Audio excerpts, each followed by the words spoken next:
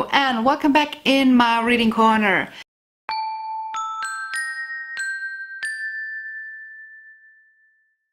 Let's try an unedited video again. If this is your first time joining me on my channel, hi, my name is Cece and I do mostly subscription box unboxings. I rate them and I'm really looking into if the value that we're getting with the box is actually worth the money we're spending. So I'm not just looking at the items, I'm actually looking into a little bit more information about the boxes. So if you're ever interested in picking up a subscription box and you're not entirely sure which one is the best for you, you will most likely find some information on my channel that will help you out. If you just like watching unboxings, you are right on my channel too. Aside from the subscription box unboxings that I do, I am a part of the BookTube community because I am an avid reader and I do my TBRs monthly, and I have started filming my TBRs again, and I want to try and do a wrap-up again. I have realized that doing my wrap-up, just sitting here and talking about the books, it felt so hard because I am not good at giving a synopsis of the book and I just suck at remembering it at the end of the month. And if I actually get to like read 10 books or something, I have lipstick everywhere. Please apologize. I always have like swatches and stuff. It's just me. Where was I? Yeah, so wrap-ups are just really hard for me because when I read like 10 books, I have forgotten what I felt about like the first couple. So I'm trying this a little bit differently. I am first gonna give you a couple of stats about my reading month, and then I am going into the wrap-up book by book, which I filmed right after I finished the book. So you will see me in all weird positions and like with no makeup on and just snuggled up in my reading corner and telling you about the book that I just finished. All right, so my reading month of April. This was my TBR. On my TBR, I had 1, 2, 3, 4, 5, 6, 7, 8, 9, 10, 11, 12, 13, 14, 15, 16, 17, 18, 19, 20. I really have 20? No, I didn't have 20 books on it. 1, 2, 3, 4, 5 or doubles. I had 15 books on my TBR.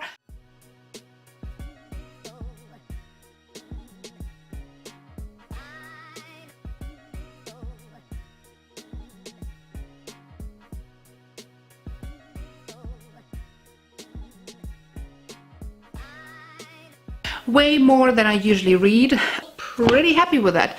I bought a total of 32 books. I know, but I usually like to buy books when I see them cheap, like used books mostly, and I have I think 50 or 60 NetGalley books in there that are going to be spread across the year, so I don't feel too bad about that.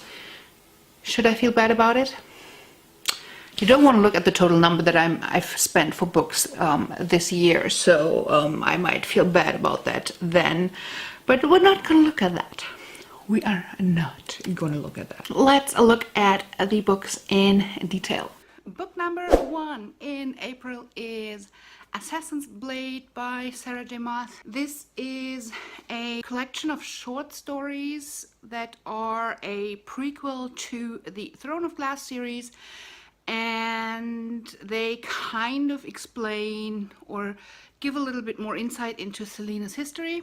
I usually am not a fan of short stories, but I'm reading this as a part of the read-along of the Throne of Glass series. So I picked this up and I was really surprised how good it was. That I usually am not a fan of short stories, but my oh my did these capture my attention.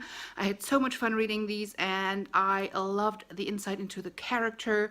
Yeah, it was really fun discussing the book as well with the people who were doing the read-along on an video chat. So yeah, really much fun reading it and discussing it, and I am looking forward to the next books in the series.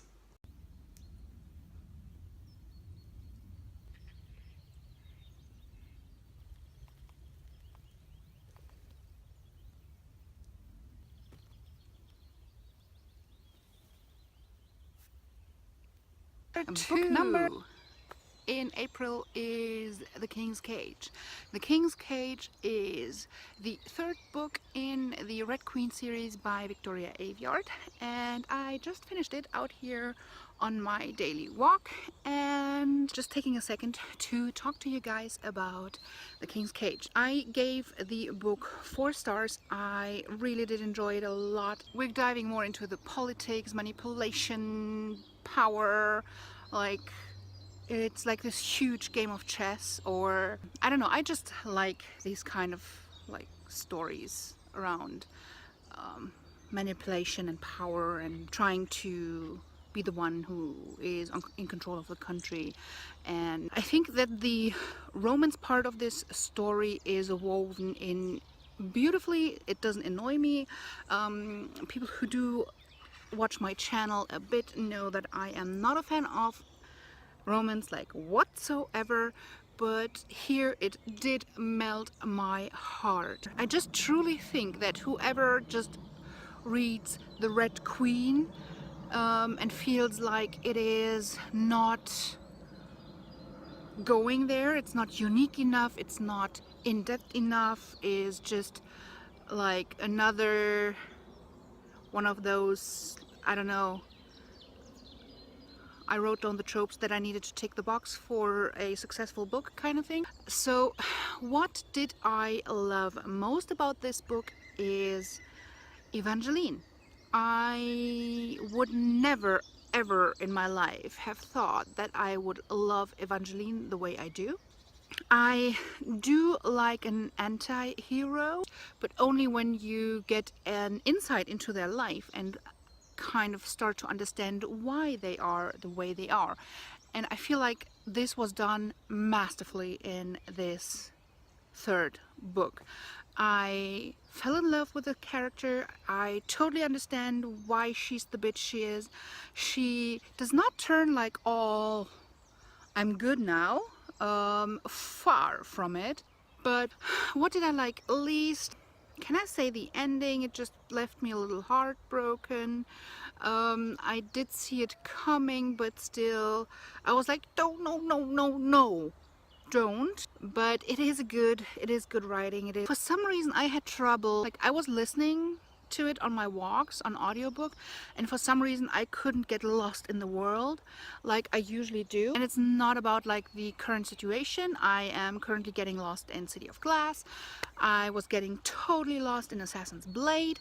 So it's not at all about the book. Maybe it's about the format. So maybe I'm just not in an audiobook kind of mood.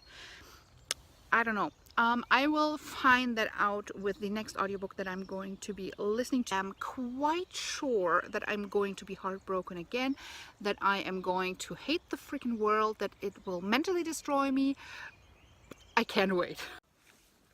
Book number 3 in April is City of Glass. So far I had some trouble getting into the series. I don't know why it wasn't that much fun. I heard so many good things like all over BookTube about this series, but I just couldn't get into it. Now reading City of Glass, I loved it. It still wasn't mind-blowing, so it was only like a 4 out of 5 stars, but it was fun. I was able to get into the story, get into the world, love the characters, love the plot, and I started to really enjoy the writing. Like it just pulled me in. So something happened between the first 2 books and now the third book that made me like it a lot more, So I am really looking forward to the next one. I'm reading Clockwork Angel later this month, and I'm excited to see how that goes, because usually I don't like historic fiction. And yeah, let's see how that goes. Book number 4, just finished, Ruined by Amy Santara, and boy oh boy was this a surprise. I did not expect to love it as much as I did, and without a reason that I can actually give you. It's just that I was able to just fully immerse into that world, and that's like the way I love it. If you're able to make me like swoon over a romance, oh my gosh, you did well. I recommend this like so much. So yeah, liked it. Next one. Book number 5 in April is Why Men Don't Listen and Women Can't Read Maps. This is a non-fiction book that I actually picked up because a non-fiction book was part of the Owls, the readathon I'm doing in April. I usually don't read that much non-fiction, but there are some books that I'm really interested in, and I do like the Ellen and Barbara Pease body language books, and I do think there's a lot of things in this book that have, well, that make a lot of sense. This book is basically telling us why men and women are different. That doesn't mean that every woman and every man is like that, but you will find a majority of the things that they're saying in the people surrounding you. What I didn't like about this book is it felt very, very repetitive. Like they took like 10 pages to make one statement. I think this book could have been reduced down to at least half the size. So I started skimming through pages, quick reading, because the point was made over and over again. So it did become a little too repetitive for me. But overall, it is a solid read. I like the topic, and I can really just suggest this book to anybody who is into behavior and like what makes us tick and why we can do things better than others and stuff like that. So yeah, good book. Usually not really into nonfiction, but this is one of the ones that I like to read. Book number 6 in April is Whisper by Lynette Noni. I have received an ARC from NetGalley. It's quite good. I did like the mystery part for a change a lot, and it's really, really hard to talk about this book without giving away too much. So we're following this girl who has been institutionalized. Is that the correct word? I don't know. She, well, we follow her and we know literally nothing. We know that she's locked up. She is in a cell, and we just try to figure out why she's there. She believes herself to be a monster. The book only very, very slowly starts to reveal bits by bit. But then like halfway through the book, you will get all the answers really, really like dumped on you, and the book changes a lot. So I think I truly did like both the first and the second half, but I can see people only liking either one because they are quite different in how the story is being told and the type of story. It feels like the first half is more of a mystery and could lead towards a psycho-like thriller, and the second half is more of a Divergent, Red Queen. Anyways, I did like it a lot. I gave it 4 stars, and I am thrilled to see book number 2 coming out in that series, and I will definitely pick that up again as well. I have no idea when it's going to be released, but I will watch that. So book number 7 in April is Clockwork Angel. I just finished it and I adored it. I gave it 4 stars because it was a lot of fun to read. I really, really enjoyed the plot. I enjoyed the characters. I don't really have anything bad to say about it, but it did not like blow my mind. Loved the ideas, loved the plot, loved the characters, and I truly enjoyed it, and I'm looking forward to reading the next one. So I can truly say that now I am Cassandra Clare reformed. I now like the books. I struggled with the first 2s to actually like them as much, but now I really do enjoy them, and I don't know what was wrong with me with the first 2. I don't know what it was, but I'm fully on board now and I'm loving it. Next one! Book number 8 is Everless by Sarah Holland, and boy oh boy, I think this might be my favorite in April. I gave it 5 out of 5 stars and I just loved everything about it. It's not too big, so it was just the right amount of depth. I personally am aware that some people don't like that the characters' looks weren't described much, but that is something that does not, that's just something that I don't mind at all. And I like the idea that our in this world time is money, so they are kind of bled, and then with like an alchemy kind of thing, the blood iron is it just is made into coins, and that is worth time. So if you're bleeding your time for like rent and your debt and whatever, you can die fairly young, and the rich can live like almost forever. So I do like that idea behind it, and I was captured by the writing style. I loved everything. So when I came to the end of the book, I was already loving it.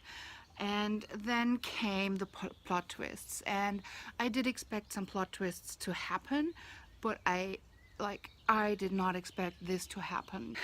Very sure this is gonna be my favorite of the month. Love it, and I think I'm going to give this away in my next month giveaway, so one of you has to read it. Book number 9 is The Snowdrop. I have to hold it a little bit weird so you can actually see the cover. I was utterly disappointed by this book.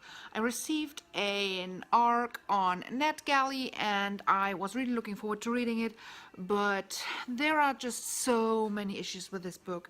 First off, I do think that the author wanted to portray a strong businesswoman working in banking who just gets into the system a little bit too deep. She then, like, bit by bit realizes as well that this is not really what is gonna make her happy. This very strong woman just didn't make sense, because every other sentence was very shallow and not strong.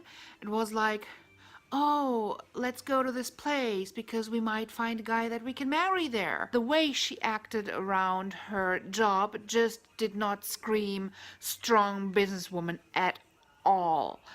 And then we met the guy that, like, the rich guy that this woman is supposed to fall for, and like who's gonna pull her into like all the bad things. But honestly, this was abuse, this was rape, and the way the main character reacted to being literally raped, I mean, honestly, I couldn't have misunderstood it when the main character says things like, if I could pay for him to stop touching me, I wouldn't blink to pay $2 million right now.